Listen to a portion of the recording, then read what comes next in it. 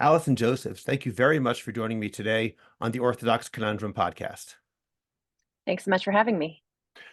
You've been very involved, Allison, in lobbying Hollywood for greater and more accurate Jewish representation in visual entertainment like TV shows and movies, particularly regarding the portrayal of Orthodox Jews. So before discussing what you're trying to achieve and why, can you describe how you became involved in this particular area? I was raised as a proud conservative Jew. The interesting thing is that until maybe the last couple of years, it didn't occur to me that if you consider yourself a proud Jew, but you hate a certain type of Jew, and that type of Jew looks like how your great grandparents looked, maybe you're not as proud as you thought you were. But in my mind, I was raised as a proud Jew, but at the same time, raised to look down on and judge the Orthodox community. Most of my ideas about them came from what I saw on television, film, news, media. My father also brought home a lot of negative ideas about them. And so I kind of had like my sense of like Jewishness bifurcated into normal Jews and the not so good Jews that should get with the program and not be so extreme.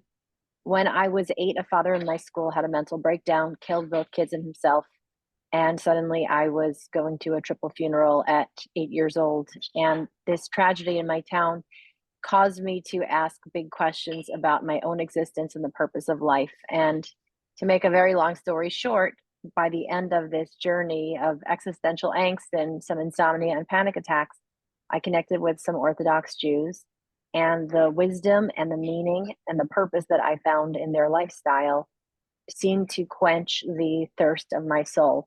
And I started to become more observant. And when I adopted a more observant life after meeting Orthodox Jews, I realized that they were so different than what I had been led to believe they would be. And it was really because of that gap between the reality that I discovered and the perception that media had permeated that I felt like something had to be corrected.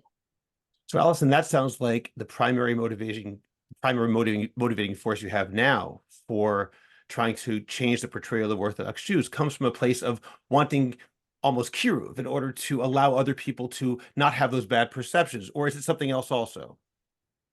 I think the word kiruv, it's a bit of a loaded term and comes with it not always the best associations.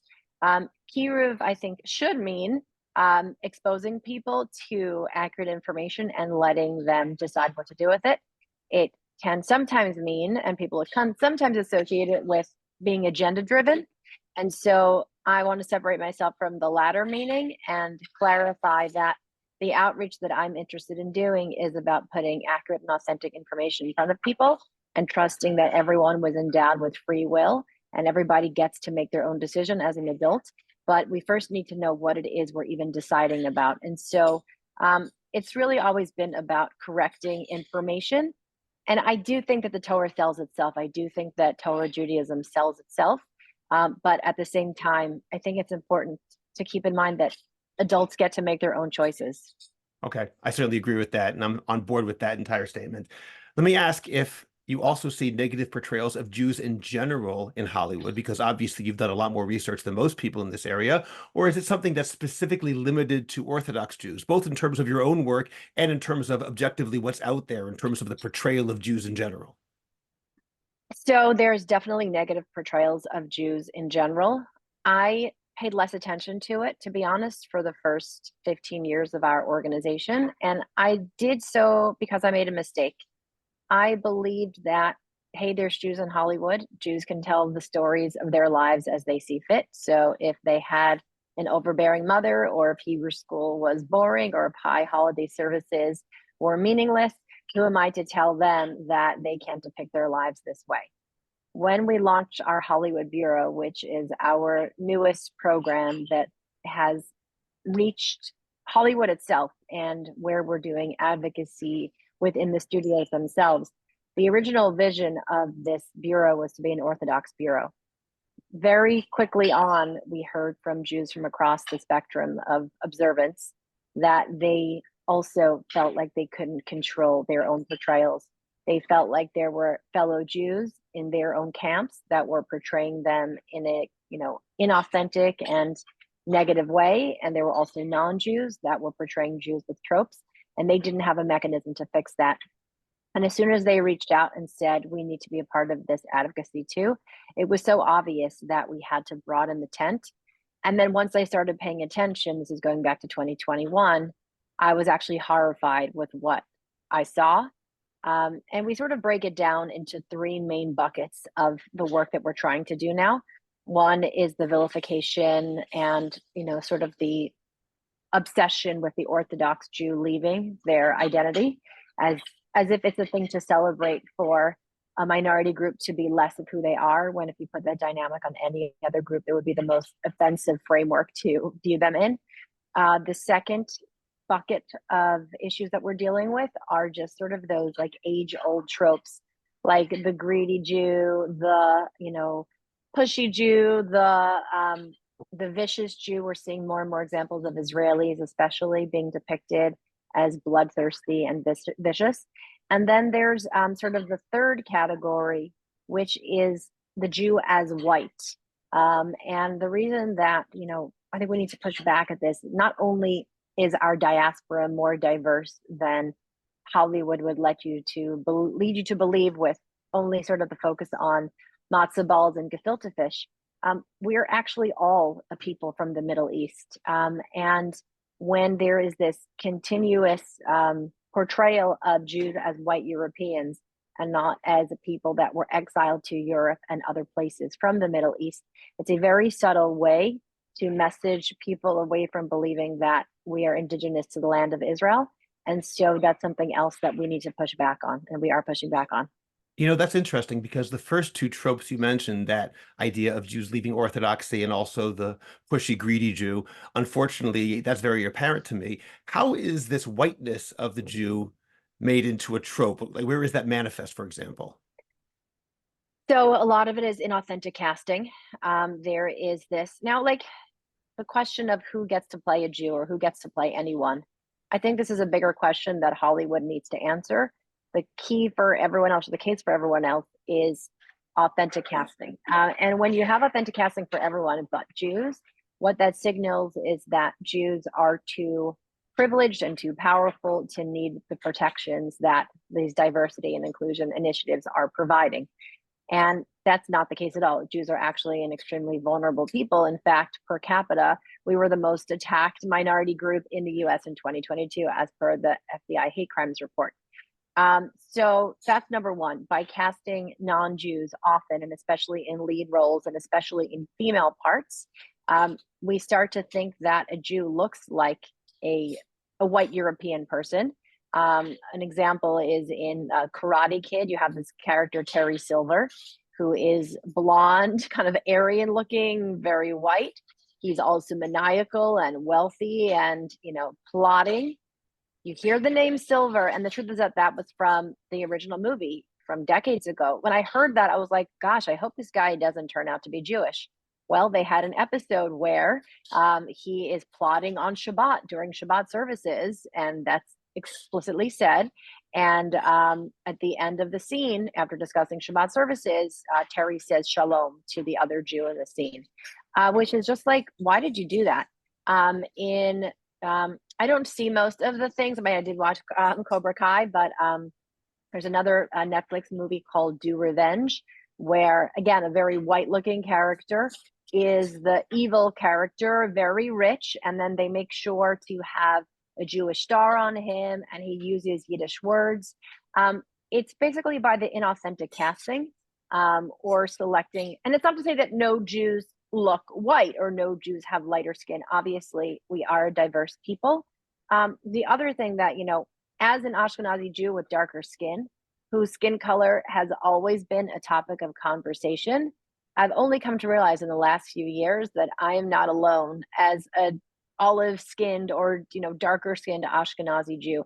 And this whole dynamic of you're only a Jew of color or a brown Jew if you were exiled to a place that non-Jewish people consider to be a country of color and Israel is excluded.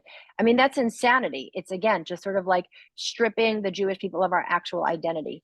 Part of what I've done in terms of telling our story to the studios that are working within the diversity and inclusion narrative is I'm reading how other people tell their stories and trying to find analogous ways to tell the Jewish story, because obviously we fit into a group of people that's marginalized and persecuted and has been othered. I mean, literally, Avraham Avinu was an Ivri because Ivri means other. So from the very beginning, we are an othered people. The snapshot of success that American Jews have, and in the Atlantic a few weeks ago, there was an article about how the golden age of American Jewry is ending. So the snapshot that we've sort of, lived in for this short time doesn't speak to thousands of years of persecution and intergenerational trauma. But I read about a Black woman. This was in like 2020 when there was a lot more awareness of what Black people were going through. And, I think for all the work that's been done and all the ways that different communities are telling others how to understand their story. I mean, what just like blows my mind, and it shouldn't blow my mind because anti-Semitism is a spiritual disease, and so it's supposed to defy logic. But after all this progress of, having people explain what their racism looks like and having everybody tell everyone else it's time to listen and understand, like when it's up for the Jews to do that and say, this is what we're experiencing, nobody wants to hear about it. But because I was trying to be a good citizen and understand, I read about a Black woman who had white skin. It was just a story that came up on my, Facebook feed. And she said, being white passing isn't privilege. I look like this because my great great grandmother was raped by her slave master. And then all of a sudden, like something like dawned on me. Why my whole life do I have to explain why my skin is darker? Why aren't we wondering how some Jews that came from the Middle East and got exiled to Europe 1,000 years ago, why are we asking why their skin is lighter? And probably that narrative of violence against foremothers has a lot to do with our story as well. That's not to say there's never been a conversion or an intermarriage, but we were a very insular community. And not only did our laws prohibit that, in most Christian societies, their laws prohibited that as well. And for the random person that did intermarry, they were usually lost to the community and, and purposely assimilated. So for those of us that remained and were Ashkenazi all the way back, that's something that, when we start to tell our story in that way, now suddenly we can say this representation only kind of showing us as white European looking people is kind of very subtly shifting the narrative in people's minds. And we need to reclaim our authentic story and history. I'm so glad you said that. It's such a painful chapter. I mean, we're talking about 2,000 years of a chapter, but this idea of violence against Jewish women, which I almost never hear discussed, I've thought about that extensively. I think you're 100% right. People try to use our supposed whiteness as a sign that we're actually not indigenous to the Middle East, whereas the reality is probably much more along what we were saying. Yes, intermarriage, yes, conversion, but primarily violence against Jewish women, and we're being denied that story ourselves. I think that's a very important point. I want to ask you about one specific thing, though. You talk about this whiteness and the fact that Jewish actors or non-Jewish actors can pass as Jews, and there's often one exception. They have to have a big nose. For example, Bradley Cooper, in his recent biopic of Leonard Bernstein, he put on a prosthetic nose, and that was semi-controversial, I guess. And part of that, to me, not that it really matters, except that in the Western imagination, probably, as I once read, because of anti-Semitic tropes, the Jew is associated with the big nose, and evil people, the cartoon characters who are evil, they have big noses as well. So that's an interesting dynamic as well. What did you think about that Bradley Cooper episode? Did you think that was okay, or did you think that was a problem? Yeah, I think it's a problem. Well, first of all, the big nose was introduced into Western art about 1,000 years ago. And there was an earlier period where Jews were not depicted with big noses. And when they started adding in the big noses, it was in an attempt to vilify Jews. The other thing is that, again, whatever the rules are for everyone else, we should ask for the same rules for us. And so if you go back and say that blackface, yellowface, redface are problematic for everybody else, and you look back into the history of it and you say that blackface actually began in Shakespearean times, well, so did stage Jew. That's where these depictions of non-Jews dressing up as Jews with prosthetic noses, with curly hair, with beards, with bushy eyebrows, with Jewish clothing, with Jewish affect, it all started in that same place. Additionally, in the 1800s, there were vaudeville-style minstrels, both doing blackface and Jewface, and it was called Jewface at the time. It happened in Eastern Europe, and it also happened in the US. It was at a certain point originally done by non-Jews in the US, and it got so popular for Jews to do it to themselves that there was a letter written in 1901 by a council of rabbis in the US basically telling Jews to stop doing this. Now, we need to ask ourselves a few questions. Can a Black person do blackface? Well, American society has told us yes. Tyra Banks put blackface on one of her models on America's Next Top Model and got called out for this. Beyonce darkened her skin for a photo shoot and got called out for this. What about the intent? A lot of people said the Bradley Cooper prosthetic nose was okay because its intention was not anti-Semitic and the children gave it their nose bracha. So is it okay now? Well, according to the rules of diversity, equity, and inclusion, including to the rules of blackface, it's impact, not intent, that matters. So again, either these rules count for everybody or they count for nobody. But my question is, where is the consistency? So if we say that you can do a really beautiful portrayal of, a person of a different race and use, makeup and prosthetics to turn the actor into that person and do it with respect and honor, and that's okay. So then include Jews in that group. If we say, no, this crosses a line, we can never do this, then why is it okay for Jews? And so I think in my mind, we can't have a different rule for Jews. The other thing is that Bradley Cooper is dating Gigi Hadid. He signed a ceasefire letter. He was smart enough to not bring Gigi to the Oscars. My feeling is that if you're going to make money off of Jews, you should at least support them. So you take Helen Mirren. She's actually someone who grew up and visited Israel. She is a longtime supporter of Israel. I saw Golda recently and I was really happy with her portrayal. It felt very authentic. It felt very proud. She actually has some Jewish ancestry. So again, in an ideal world, if the rule is never ever for anyone else, would I have preferred if they found a Jew to play her? Maybe. But did she do a fabulous job? And did I feel like it came from a place where she is an ally of the community? She's going to use her platform to support Israel in the community. I did feel that. And so it doesn't feel the same way as Bradley Cooper, where the schnoz seemed even bigger than Leonard Bernstein's actual nose. Okay, that's a really good point. I want to ask you a little bit more about diversity, equity, and inclusion. I'm going to actually read something I found on your website. It says that one of the goals of your organization, the Hollywood Bureau of Jew in the City, it mentions met every major studio in Hollywood to introduce the idea that Jews belong in DEI conversations, DEI, diversity, equity, inclusion, and that Jewish representation and accommodations need to change. So, Allison, my question is this. I agree with everything that you've said. Is it right for us now as a Jewish community to press for inclusion in DEI, to be part of the same rules as everybody else? A lot of us would say that those rules are ridiculous. They're actually counterproductive, better than try to say, we want to be included in those marginalized communities. Say, you know what, this entire structure is problematic, and therefore let's try and break it down. How do you feel about that?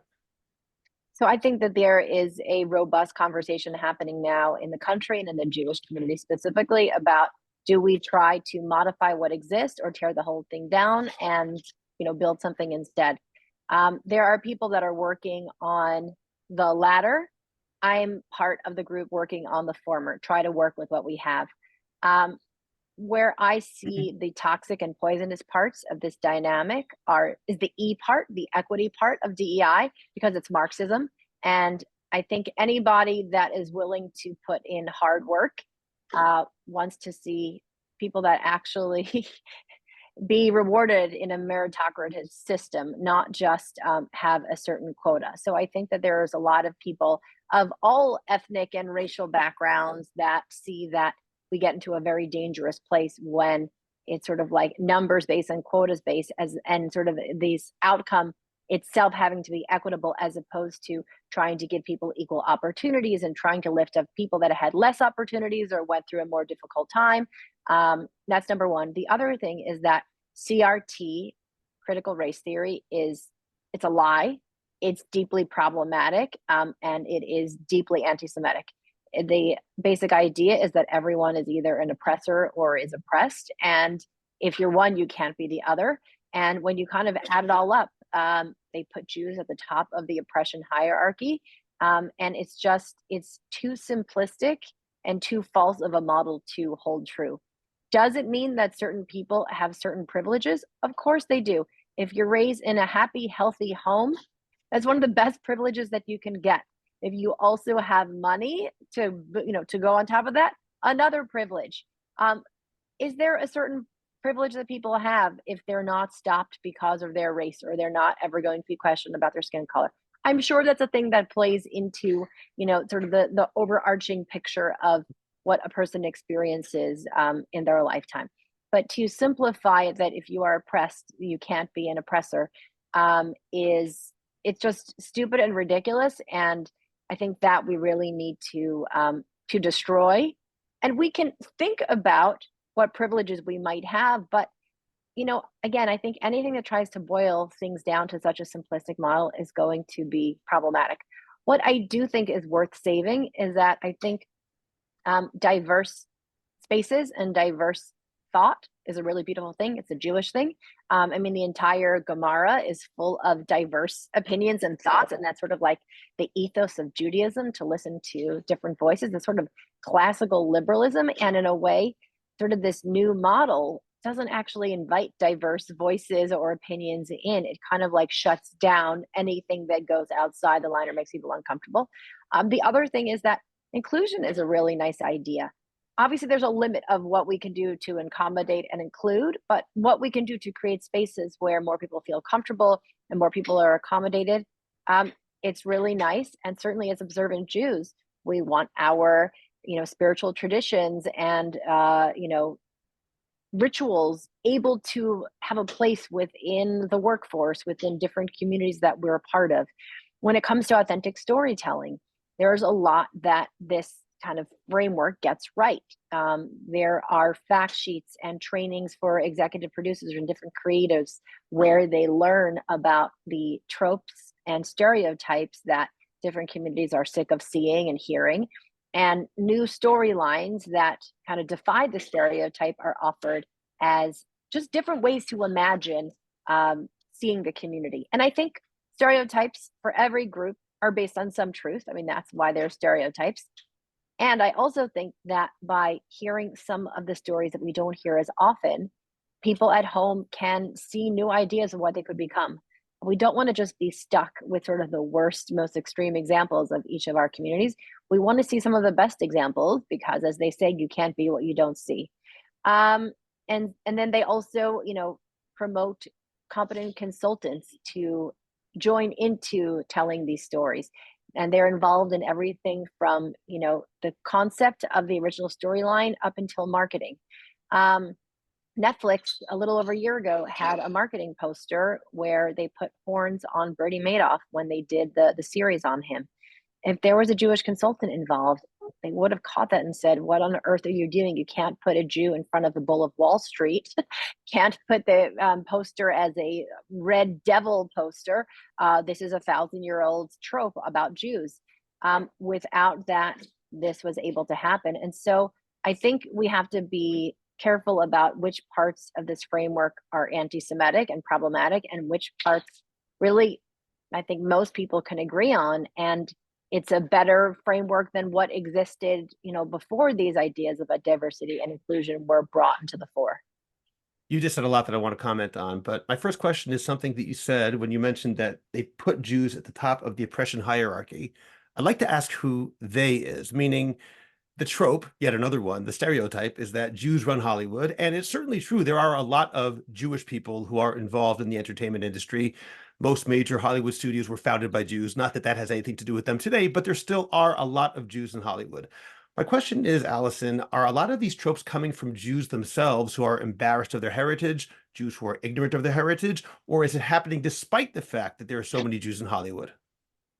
So I think in terms of like where CRT came out of, I think this is an academic kind of like model. I'm not sure of specifically who. I mean, I think it probably started a few decades ago and it's just gained momentum. And I think, sort of the racial reckoning that the country had after George Floyd was killed contributed to these ideas becoming more popularized. And, when it comes to Jewish thought about sort of how do you find the Shvil HaZahav, the golden mean, there is an idea that sometimes you go too far before you find the middle ground. So I think that this is actually a non-Jewish model that's being promoted in non-Jewish spaces. And I think that there are Jews who are guilty of their success.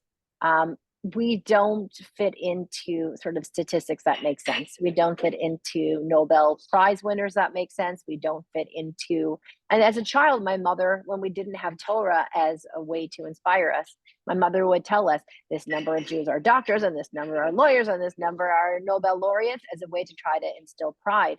Um, when you think about it, there may have to be some sort of divine answer to how is it that in every society, when we are not held back by anti-Semitic laws, do we just sort of rise above in all of these areas?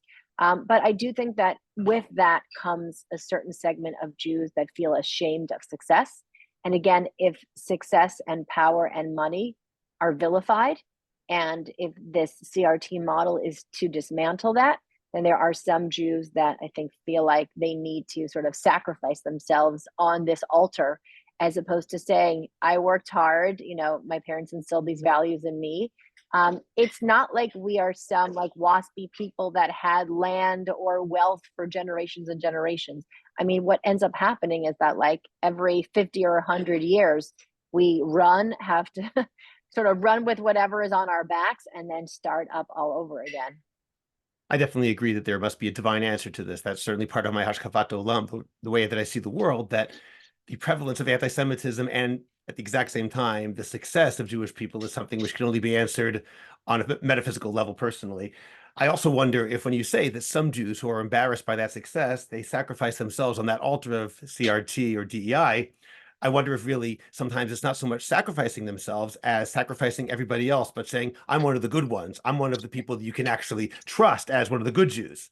Nevertheless, I want to ask about the question of stereotypes, because obviously people like you and me are very sensitive to Jewish stereotypes because we're Jewish.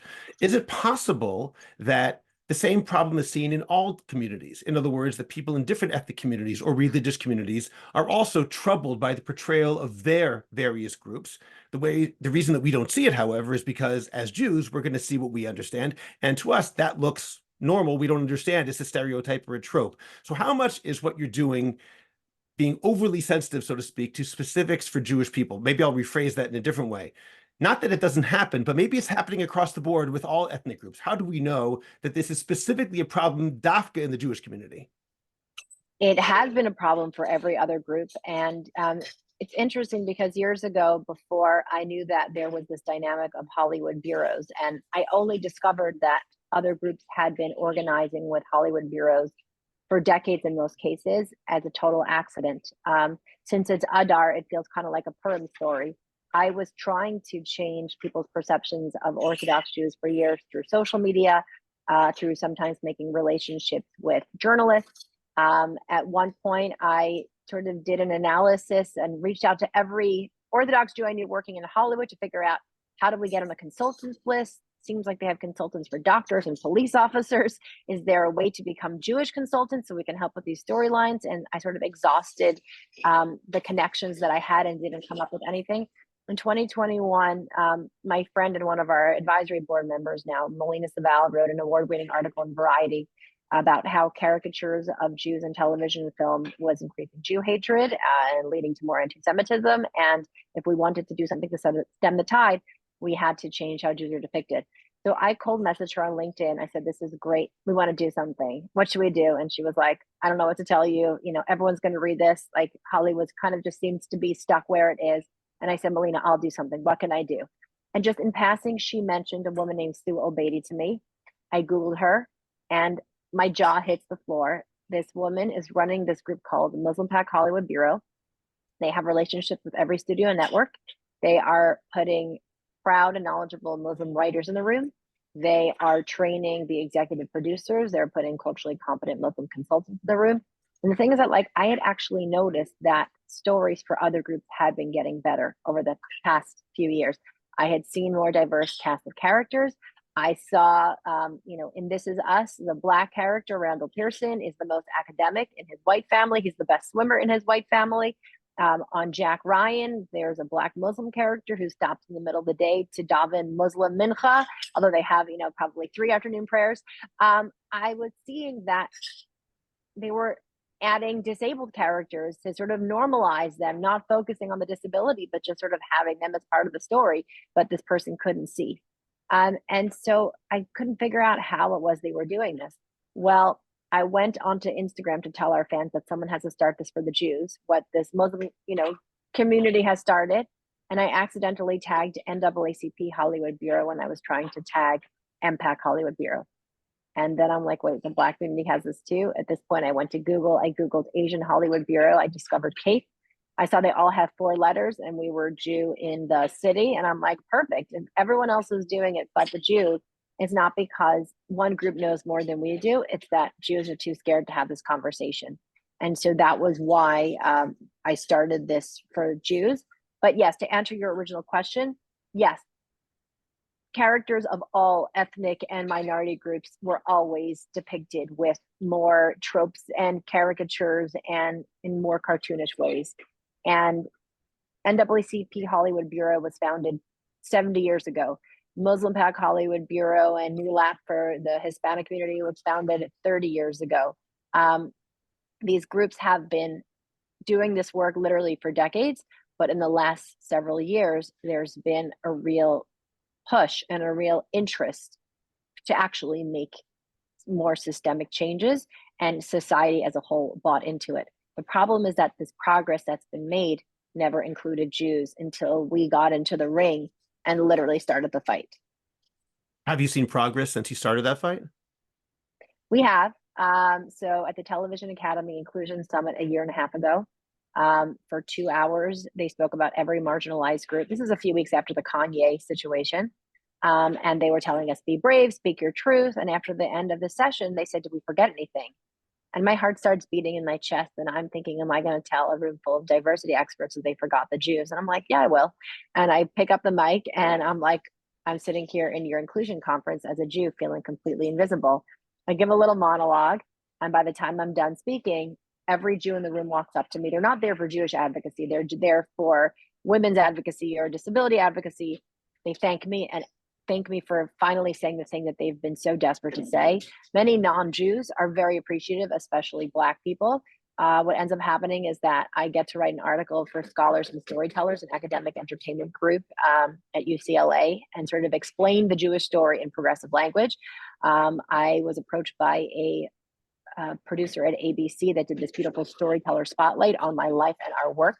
And that is probably the most authentic and positive portrayal of Orthodox Jews I've ever seen on television before. And then at their next Inclusion Summit, they had a panel on Jewish representation and anti-Semitism. We're doing a study now at the Norman Lear Center. This is the leading group that does studies of academic entertainment. And we're just about done with the study. And God willing, it's going to be really groundbreaking what we see. And with that data, we hope to be able to actually move the needle. We've developed showrunner trainings, which showrunners are the executive producers of television shows. And so we have a fact sheet, we have this training, and we're going to CAA, which is an agency, a big agency out in LA, to train their showrunners out there. And so it's slow, and pretty much every space we go to, we have to prove why we deserve to be here. But we are making progress. We've been to Sundance the last 2 years with panels on Jewish representation. Every other group has had panels for many, many years.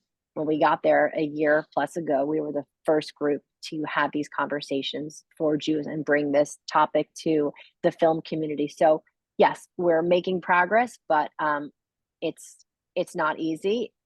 Most of it is a fight. And then we're also planning our second Jewish Media Awards for this fall in November at Lincoln Center.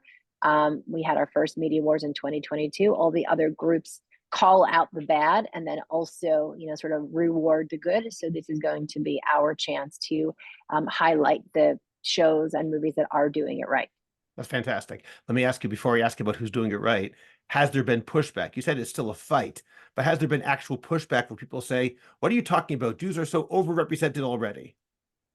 Yeah, sure. So some of the pushback is kind of like, do you have data to support this?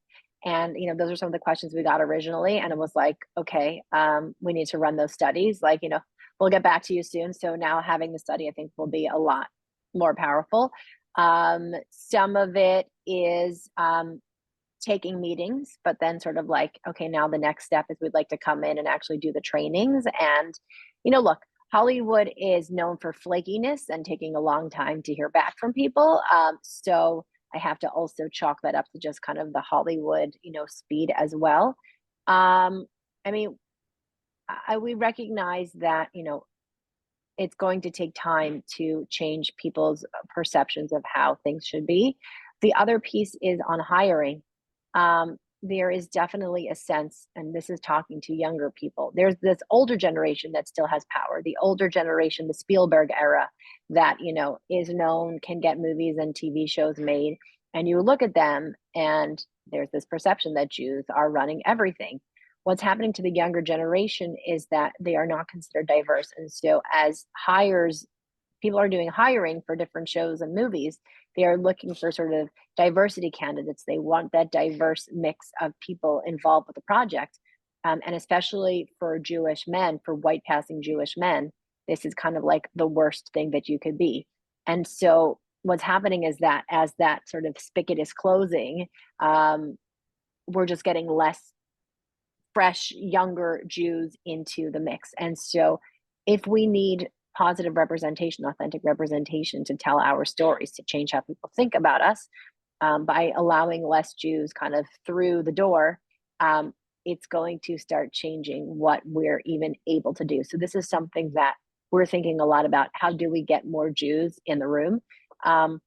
One of the projects that we have, besides our other projects I described, is there are pipeline programs that studios have to get diverse people in the room. So we can't say that there have never been Jews in the room. That's not true. What we can say is that there have not been Shomer Shabbos, observant Jews in the room. They have not gotten a chance to tell their story. And my joke is that, if we can pull that off, like everyone in Hollywood will do tshuva, because now we'll get the diversity card. But I think a more realistic sort of way to sell this is not only by saying that, and we have not had that many knowledgeable and proud Jews in the room. We've had Jews by birth in the room, but we have not had Jews who have really delved in deeply to their heritage and their traditions and are coming from a place of knowledge and deep pride. And so one of the things that we're working to build next is a membership within JITC Hollywood Bureau, and a set of classes to educate and inspire the creatives of Hollywood, to take them on Shabbos programs and Yom Tov programs and do actual Torah text study with them and fill them with a sense of knowledge and pride that has just not existed for people working in Hollywood before. If we can then go to the studios and say, we're going to offer you a type of Jew that you've never had before, and we need Jews like this to tell our stories, I'm hoping it's going to be hard to argue with that. And I'm hoping that Jews that have those seats at the table will be able to tell very different stories. That's very exciting. So I mentioned before that I'd like to know about some of the shows or movies that are doing it well. Can you give an example or two of some Hollywood products which actually have given a positive portrayal of Jews, and particularly Orthodox Jews? So I would say Jewish Matchmaking, in terms of like a show that a lot of people have seen, was one of the best portrayals of Orthodox Jews I've ever seen on television. Eliza Ben Shalom is so lovely and warm and non-judgmental. And what's so groundbreaking about the show, there's a few things. From the Orthodox perspective, suddenly it's the secular Jews that are going to the Orthodox Jew to say, hey, maybe you have some wisdom that I'm missing. I'm not sure if my life of kind of, dating casually and partying a lot is working out so well. I think I want to settle down. What can Jewish wisdom teach me about that? So that's groundbreaking. The other thing for Jewish representation in general for that show, it's diverse. And it's also Jews falling in love with Jews, which we almost never see. The first talkie film, the first time that the founders of Hollywood got a chance to put sound on a film, they told an ex-Orthodox story. In 1927, the jazz singer came out and the Chazan's son married Mary and assimilated. So the first time they got to tell a story, they told a story about Jews becoming less Jewish. So And I the think, actor himself was Jewish. yeah. And I think the reason that it's important for Jews to see Jews loving Jews, not only because we want there to be Jewish continuity, it's because if we're so yucky that we don't want to choose each other, what does that say about, how we see ourselves, about the image we're putting out? Part of what we did when we built our fact sheet was that we looked at fact sheets that other groups had written. And I found something really interesting on the Black fact sheet of this group that we were working with, where they said they want to see more instances of Black women being loved. And I was like, huh, we don't see Jewish women being loved on TV and movies. We usually see Jewish women being chosen over for the preferable non-Jewish woman. Or if she's married to a Jew because she's Orthodox, she's usually being mistreated by her abusive Orthodox husband. So not only does Jewish matchmaking show that, you're so not invited to my bat mitzvah is a happily married Jewish man and woman, raising proud Jewish children. So we have had some examples recently where we are seeing some of that pride. Reboot is a show on Disney that came out a couple of years ago. They had an episode where they just are suddenly inside a modern Orthodox high school, and the kids are playing basketball, and they're pretty good. And it's kind of like a modern Orthodox high school that I could recognize. It's not really over the top. It's not really tropey. It's just kind of these Jewish kids named Moshe and Ari, who can play ball pretty well. And I think we need to see more examples of that. I think the more awareness that exists, the more that these opportunities will arise. Have there been, Allison, specific Jewish actors, and I have a few that I can think of, I'm sure you can think of more, who have really come to the fore in trying to champion these same ideas and also at that same time defending Jews in Israel? In my own mind, I think of people like Deborah Messing and others like her who have been very good.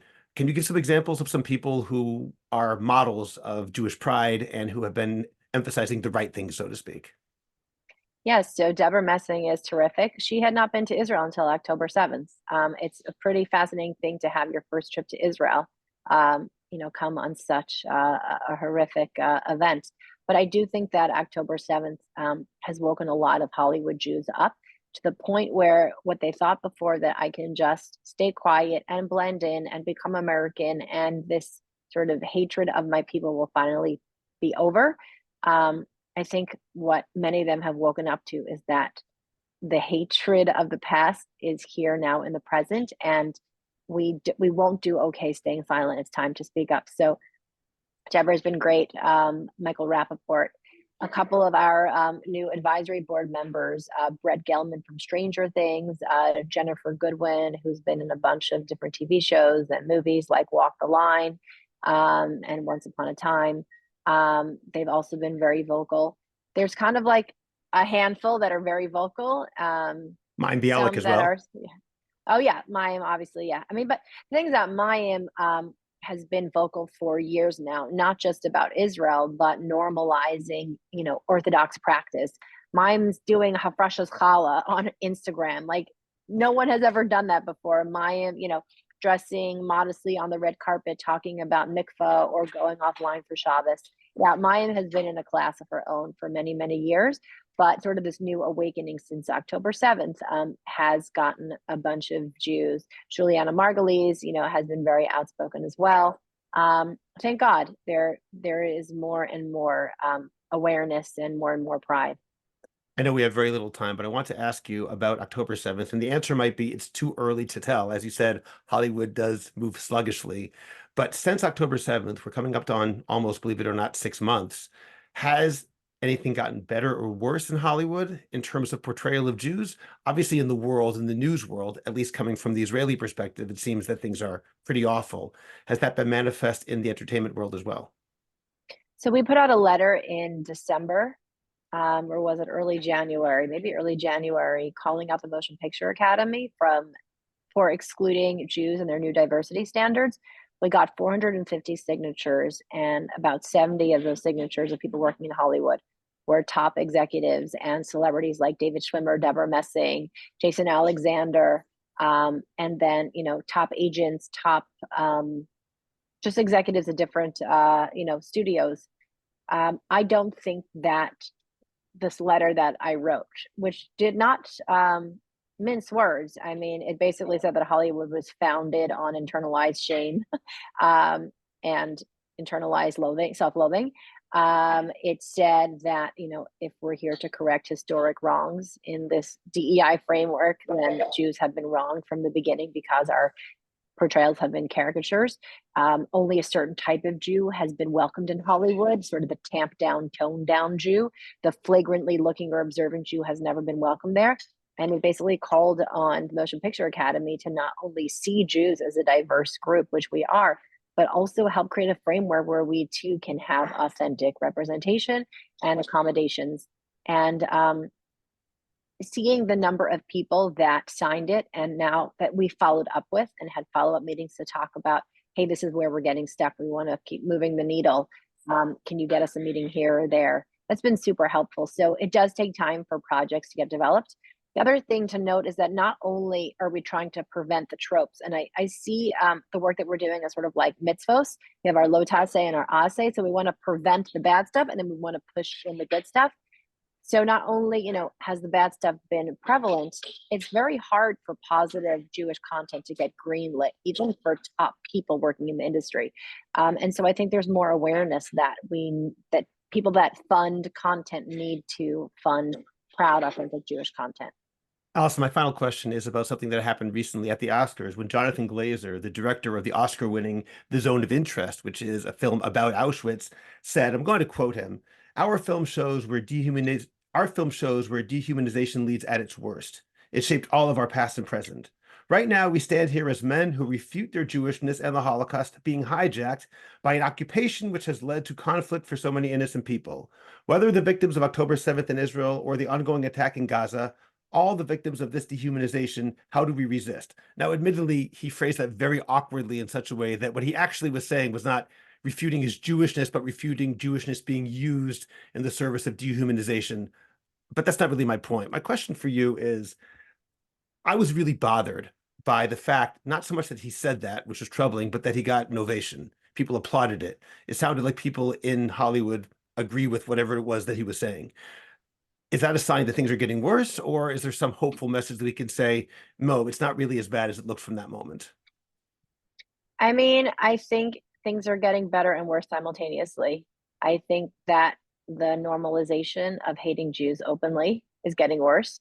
And I think Jews digging in their heels and saying, we're not going to be the quiet Jews that don't want to stir up trouble, is getting better. So there were 1,200 Jews, mostly working in Hollywood, that signed a letter. And we helped with outreach for this letter after the fact. And yes, there were people that applauded that. I gave a statement to the Hollywood Reporter, sort of based on like a little meme I put up on Instagram. I saw a post about Cillian Murphy, who accepted his award, standing here today as a very proud Irishman. And then next to it, I put like Jonathan Glazer, we refute our Jewishness. And yes, I know it wasn't the full phrase, but my question is like, when are we going to see the Jewish person working in Hollywood who can accept their award saying, I stand here as a very proud Jew? I think when there is a Jew who is prominent enough to get that award, and keep in mind now, there is definitely a sense of quashing Jewish power and having Jews have less opportunities to even win those awards. But if we could get to a point where there would be a Jew who might feel comfortable enough to say, I stand here today as a very proud Jew, I think that will be a sign of real progress.